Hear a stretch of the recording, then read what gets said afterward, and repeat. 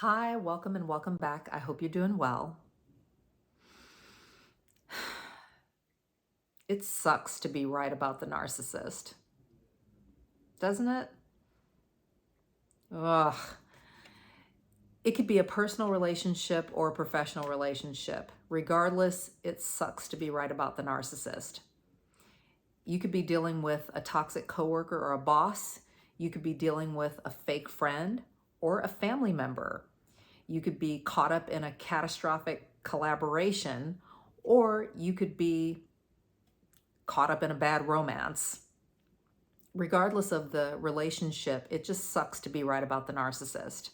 And there might have been some red flags early on in the relationship that you chose to ignore for one reason or another. But we're talking about a pattern of behavior over time, and you may not have seen the pattern, or it just might have taken you a long time to see the pattern. And the narcissist might have even shared some things with you early on and revealed some things about who they are and how they operate. And for whatever reason, you tossed that aside too and kept going. And it can just really, when everything comes to light, it can really suck. And I thought of a handful of ways specifically that it can suck to be right about the narcissist. And maybe you can think of some others. And I'd love for you to share yours in the comments below, because maybe between us, we can help other people to identify, navigate, and even avoid these kinds of relationships before it's too late. Anyway, one way that I thought of that it sucks to be right about the narcissist is that it can reveal your lack of due diligence. In other words, you didn't do your homework, and that sucks. And I've been there, so I'm not even trying to come from a position of, of superiority here. I have been there where I haven't done my homework. Remember, I told you about the TV producer locally who, after the alleged murderer allegedly murdered his family, the TV producer ran a background check. I think she spent $15 and not that much time. And she came up with a whole rap sheet that included fraud and all kinds of stuff. But it was after the fact. And no one else had bothered to do this. It's unfortunate. And if you have some thoughts about that and why we don't do these things, share those in the comments below too, because I think that'll be helpful too for people to really think about and process, okay, why didn't I do my due diligence? And that can just suck, not doing your due diligence and then having it kind of fly in your face when it's too late to really do anything about it preventatively, and then having to deal with the consequences that go along with that. But, there has to be a certain degree of acceptance as part of your journey. And it can also lead to even greater things in terms of you figuring out your own history in terms of narcissism and narcissistic abuse, maybe in your family of origin, like I did, or, other things. And it may lead you on a different path, and that may be better than the path that you were on. Who knows? But it can expose the fact that you didn't do your due diligence, and that can really suck to have to own that. It's very humbling, but also it can carry some serious consequences like PTSD when you don't do that due diligence. The other way that I thought of that it sucks to be right about the narcissist is that, unfortunately, you can't save everyone. This can be true if you're in a group situation. Maybe you're in a group of friends, or maybe you're in a group of colleagues at work or in business, or you have a shared interest or hobby or skill where you're dealing with other people. And maybe everyone doesn't see the toxic behavior. Maybe everyone doesn't see the patterns. And maybe they're enamored by the narcissist. They're caught up in the image that the narcissist has projected to them, and they're not able to really see the toxicity that's there, and see the fact that they're being manipulated, that they're being lied to, that they're being controlled in a certain sense. And you see it, and it can suck because you don't want to be the bad guy or the bearer of bad news, or you don't want to look like you're being negative or that you're being a hater, when really you see what's going on and you know that you need to take some action, whether it's calling it out or removing yourself from the situation. And when you're the only one, that can suck. The other way that it can suck to be right about the narcissist is that it can make you a foe, say, of the family. And a lot of families don't want their dirty laundry aired, and certainly narcissistic and toxic behavior in families is supposed to be kept a secret. Shh. Don't tell anybody what's going on. Don't talk about this. Don't tell our business. Don't put our business in the streets. And if you choose to do that, then you can become an enemy even amongst your relatives. And that can suck too, because really it may be that you have a special calling to expose the toxicity in your family so that it can be dealt with, expose the unhealed traumas, to literally change the trajectory of your family, and maybe even, rewrite your family's history, and or at least start a new chapter that's radically different from what's been passed down from generation to generation. And when you're the only one and you don't have the support, or no one else sees it, or no one else wants to admit it because it's too painful, or it's embarrassing, or it ruins the family image to the outside world, that can suck. Another way that it can suck to be right about the narcissist is that you may be in a relationship, say professionally, that you can't easily get away from. And you may have a narcissistic coworker or a toxic boss. And say you may be new at the company. You may have just started a job.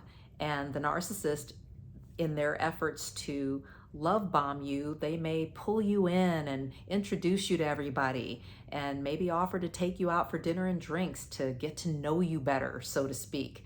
Or they may want to help you get settled into your new place, or they may want to take you to show you around town and help you to get oriented around town if you've relocated to a new city or something, when really there's an agenda there.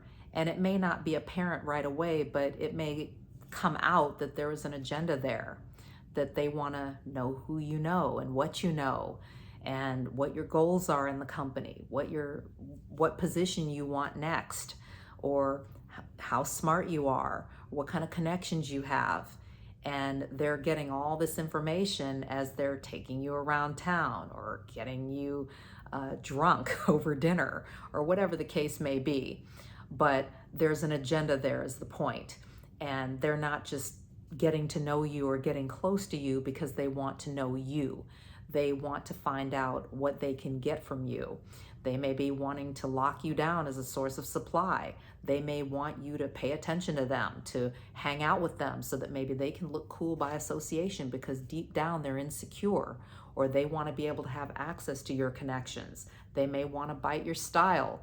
They may want to see how you've decorated your apartment so they can get some tips because they don't really have an identity or a style, or know what to do or where to place things, but they want to be you. They see that people are drawn to you, and they see your talent, and they see your how valuable you are to the organization. And clearly someone saw your value to put you in the position that you're in, and they want a piece of that.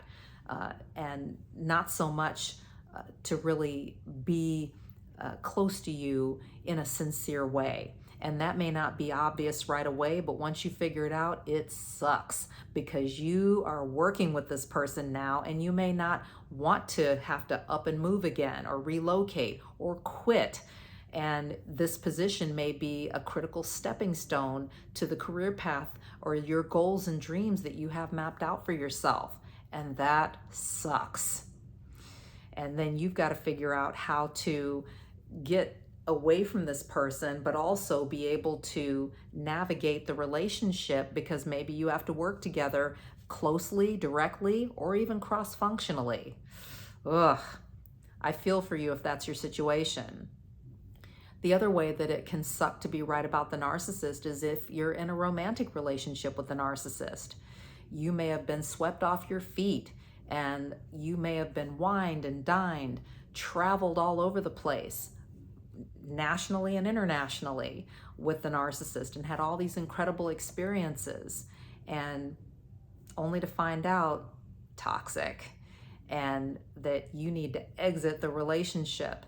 And it may be discouraging because it's hard to meet people. It's hard to meet genuine people. It's hard to get to know people. People can present themselves any way they want to, especially if you do any online dating, or if you try to meet people that way in some other capacity, maybe through meetup groups or through other social groups or clubs.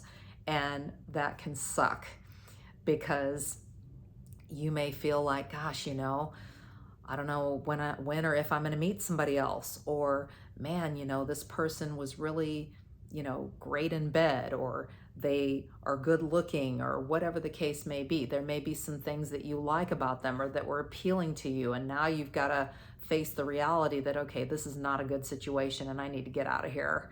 And that can suck, because in some ways you can feel like, okay, here we go again, back to square one. Okay, I got to start over again. Or you know what? I don't trust anybody and I'm just going to stay home, and it's going to be like just Netflix and ice cream. And I'm not even going to bother because everybody sucks. And that can just really be disappointing. At any rate, when you're right about the narcissist, it can just suck. And you can't save everyone. You can't sometimes even save yourself, in the sense of maybe not being able to easily get away from those relationships, especially if it's professional relationship like a job, or if it's a family member. It can just suck. Comment below with your ideas about the ways that it sucks to be right about the narcissist. I look forward to reading them. In the meantime, what can you do? Well, you can just acknowledge the situation for what it is, and maybe journal about it and talk about it with a trusted friend or a trusted colleague, or maybe even a therapist. And also practice some self-care. Create some space, create some distance where you can practice self-care, and also just even process the relationship and figure out kind of what you maybe ignored in terms of red flags, or what you would do differently going forward, and be able to document that and talk that through for yourself and with others even, so that you can make some better choices going forward.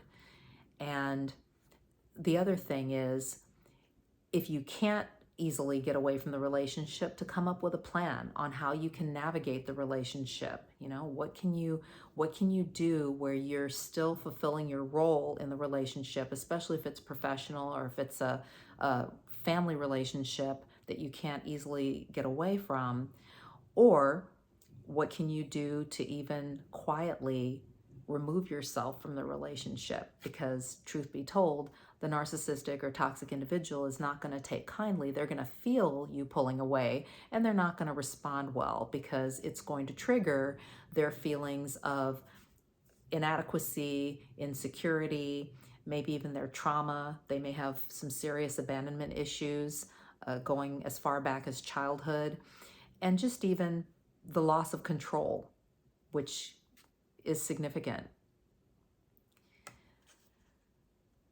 You're not alone, and you're not crazy. Know who you're dealing with. Know who you are. Take care, and I'll talk to you soon. Bye-bye.